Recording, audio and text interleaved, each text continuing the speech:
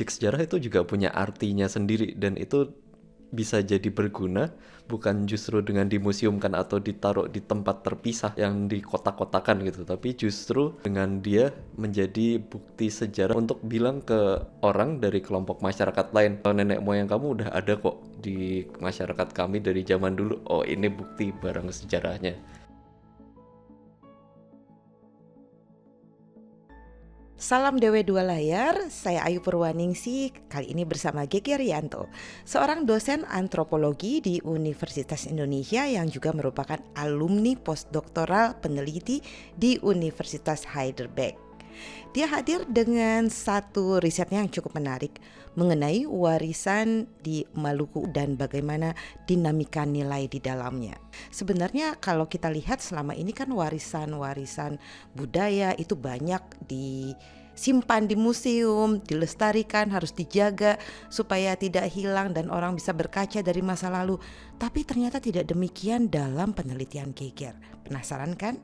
Yuk kita tanya langsung bagaimana sih hasil kesimpulan risetnya? Objek sejarah itu juga punya artinya sendiri dan itu bisa jadi berguna bukan justru dengan dimuseumkan atau ditaruh di tempat terpisah yang dikotak-kotakan gitu, tapi justru dengan dia menjadi bukti sejarah yang dipakai oleh masyarakat untuk nunjukin misalkan, oh saya gitu sebagai bagian dari masyarakat udah ada lebih dulu gitu dari komunitas lain dan ini barang buktinya gitu kan. Atau misalkan untuk bilang ke orang dari kelompok masyarakat lain, "Oh, nenek moyang kamu udah ada kok di masyarakat kami dari zaman dulu. Oh, ini bukti barang sejarahnya."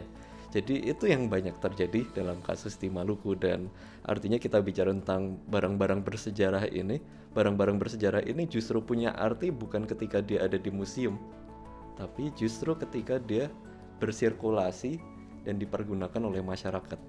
Berarti itu baik untuk menyambut pendatang-pendatang yang ingin bermukim di situ dan komunikasi di antara mereka. Ya, jadi kalau kita bicara kondisi masyarakat di banyak belahan timur Indonesia ya, termasuk kemudian Maluku, memang dari dulu sekali gitu, ada kecenderungan di antara masyarakat-masyarakat yang berbeda-beda itu untuk selalu membangun kerjasama dan aliansi karena dengan cara begitu mereka bisa bertahan gitu kan sebagai sebuah masyarakat dan biasanya memang benda-benda ini yang banyak dipakai untuk membuat mereka kemudian bisa menjalin kerjasama entah kemudian bentuknya ada gong, bentuknya ada berbagai hal lah kita bisa mencontohkan bahwa yang namanya benda-benda bersejarah ini juga bisa dipakai oleh masyarakat untuk mengklaim, memberi klaim dari kelompok masyarakatnya atau bahkan individu atau klan atau rumah mata perintah kalau istilahnya misal di Maluku itu untuk ya bahwa mereka yang menguasai gitu kan satu bidang lahan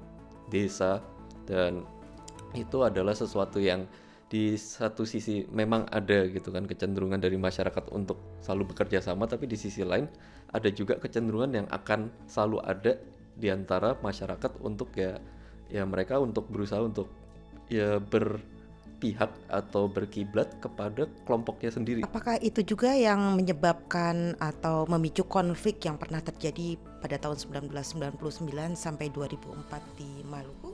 Itu bisa dibilang salah satu aspeknya ya karena kan kalau kita ingat-ingat konflik pada saat itu salah satu aspeknya itu adalah konflik antara pendatang dan orang setempat gitu dan itu mencerminkan juga sebenarnya yang terjadi di banyak belahan Indonesia. Pada saat itu kita bicara tentang klaim-klaim yang muncul adalah kami itu misalkan dari satu kelompok yang berusaha untuk melawan yang lain gitu, kami itu orang asli di sini, kami udah ada di sini dari zaman dulu bahkan mereka misal menarik sampai ke sejarah, wah mereka dulunya Israel gitu kan kemudian berjalan hingga sampai ada di Indonesia gitu, mereka keturunan Israel, mereka sekarang ada di Indonesia dan mereka punya sejarah yang jauh. Itu terjadi, itu bisa jadi salah satu kecenderungan masyarakat itu untuk berorientasi pada kelompoknya sendiri itu ada dan sangat memungkinkan untuk menjadi benih konflik meskipun kita juga selalu mesti menyadari ya bahwa ditentukan juga sebuah konflik dari adanya faktor lain. Karena kalau kita bicara 99 kan juga ada faktor jatuhnya Orde Baru dan banyak hal lain. Kalau begitu itu juga bisa ditarik sebagai pelajaran untuk ke wilayah-wilayah lain untuk mengantisipasi konflik. Di berbagai belahan gitu di Indonesia selalu ada dua kecenderungan Kecenderungan itu bisa kita katakan sebagai satu kecenderungan partikularisme atau lokalisme, dan satu lagi kecenderungan untuk universalisme, kecenderungan untuk selalu merangkul yang lain. Kita bicara tentang orang-orang yang berusaha untuk mengklaim gitu bahwa mereka itu, misalkan yang paling pertama itu kan untuk menentukan bahwa ini ada wilayah mereka gitu kan, ini adalah hak mereka. Tapi akan selalu ada gitu kan di mana-mana bahwa untuk bertahan hidup masyarakat-masyarakat ini akan perlu merangkul yang lain, dan kecenderungannya bukan lagi ke dalam tapi keluar gitu. Jadi ya ini sebagai semacam ya mungkin antisipasi gitu kalau seandainya kita mau melakukan sesuatu gitu terkait hubungan